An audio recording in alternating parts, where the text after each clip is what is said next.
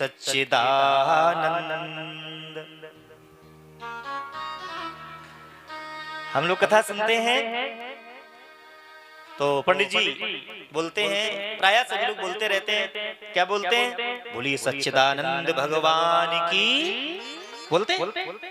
शब्द एक है सच्चिदानंद, अर्थ तीन है। शब्द एक है, अर्थ तीन निकल रहे हैं। सच्चिदानंद, सबसे पहला शब्द है सत्य।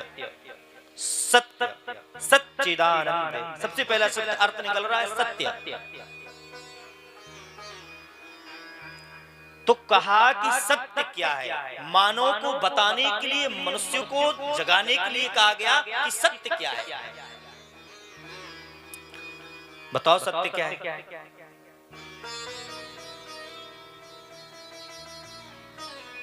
इस संसार में जितनी भी वस्तु विशेष हैं, जहां तक इन आंखों से दिखाई देता है, जो भी दिखता है, क्या वह सब सत्य है? क्यों मैया, क्या वह सत्य है? नहीं है? हाँ, ऐसे फटाक से जवाब दिया करो। सत्य नहीं है। जो भी ना कुछ दिखता है संसार में, जो भी सत्य नहीं है। नाम नाप एनीवे कोई भी सत्य नहीं। क्यों दिलीप भैया, कुछ सत्य है? कुछ सत्य नहीं है। तो सत्य क्या है फिर? तो कहा कि सत्य सत्य है। सत्य भगवान का स्वरूप है, स्वयं भगवान है सत्य। इसीलिए तो कहा जाता है सत्यमेव जयते। सत्य परेशान तो हो सकता है, परंतु प्यारे परास्त नहीं हो सकता है, क्योंकि सत्य कभी पराजय हो ही नहीं सकता है। वो साक्षात भगवान के स्वरूप है। भगवान का स्वरूप सत्य है। जो सत्य की राह पर चलता है, एक न एक दिन भगवान के दर्शन से जरूर होते हैं, क्योंकि साक्षात स्वयं सत्य स्वरूप है। और इस संसार में इस भूमि में दूसरा कुछ भी सत्य नहीं है। शास्त्र भी कहते हैं, पुराण भी कहते हैं, सत्य न दूसर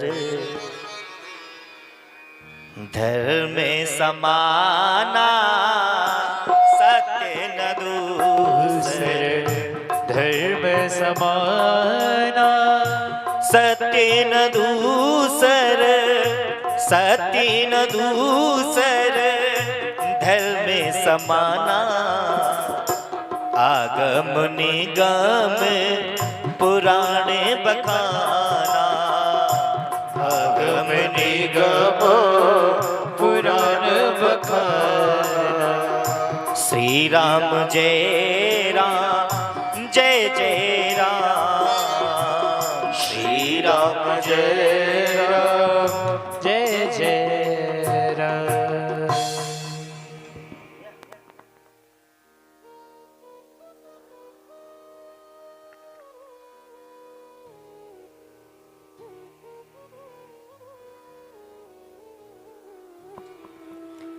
सत्य न दूसर धर्म समाना। आगम निगम पुराण बखाना।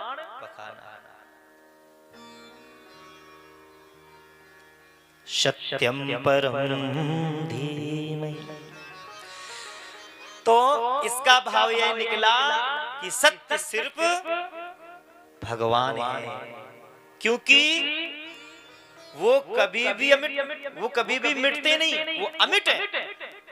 कल भी थे, आज भी हैं, आने वाले समय में भी रहेंगे।